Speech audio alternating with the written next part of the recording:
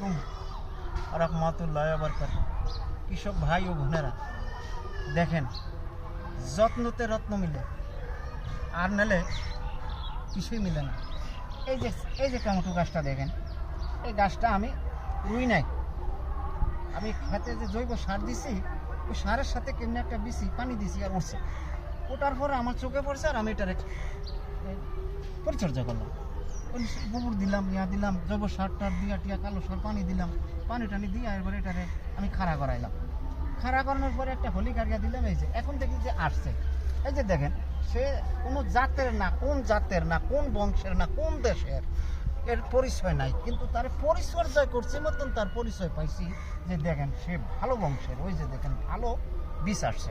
এই যে দেখেন, এটা কি আমি সিরিয়া রাখছি না বান্ধা রাখছি? এই যে দেখেন, এই যে আরও আছে। এই দেখেন, এই যে পরিচর্যার কারণে সে যে জাতেরই হোক সেই জাত আইছে।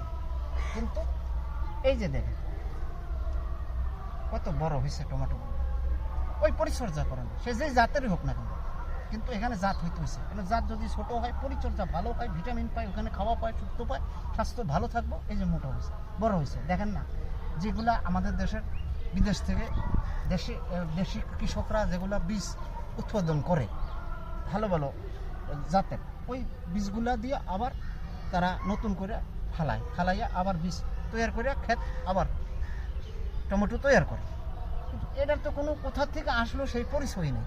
কিন্তু তারপরে এটার পরিচর্যা করার পরে দেখেন এটা কি কত বড় একটা নিয়ামত আল্লাহ এখানে দিচ্ছেন। দেখেন টমেটোগুলো জাত, সে কোন জাতের সেটা বলতে পারি না, এটা পরিচর্যার কারণে হয়েছে। ভাই যে জাতেই লাগান, যত দামি লাগান, যত পয়সা দিয়ে লাগান, যত টাকা দিয়ে লাগান, কামাবো না। পরিচর্যা যদি না করেন, ওটা না করেন, ওটা দেখাশোনা না করেন, রোগ বালাই ট্যাকেল দিয়ে না রাখতে পারেন, এটারে ঠিক মতো নিষ্কাশন দিতে হইব, ঠিক মতো স্প্রে করতে হইব, ঠিক মতো সার দিতে হইব, ঠিক মতো গোবর দিতে হইব, ঠিক মতো এই যে দেখেন এটা বাঁশ বান্ধা, এই যে একটা কান বান্ধা, কানটা বাঁধিয়ে দিতে হবে। কানটা বাঁধিয়ে না দিলে এটা গাছে মাটিতে পড়ে যাবো, মাটিতে পড়ে গেলে এই টমেটোগুলো পচে যাবে।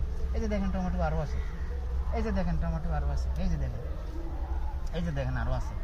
আরেকটা জিনিস দেখেন, আমার পরিচর্যা করতে একটু দেরি হয়েছে, এটা আমার দোষ, এটা আমার দণ্ডি হয়েছে। এই যে টমেটোটা পচে গেছে, এই যে আমি দেখি নাই, যার কারণে টমেটোটা পচে গেছে। এই টমেটোটা এই যে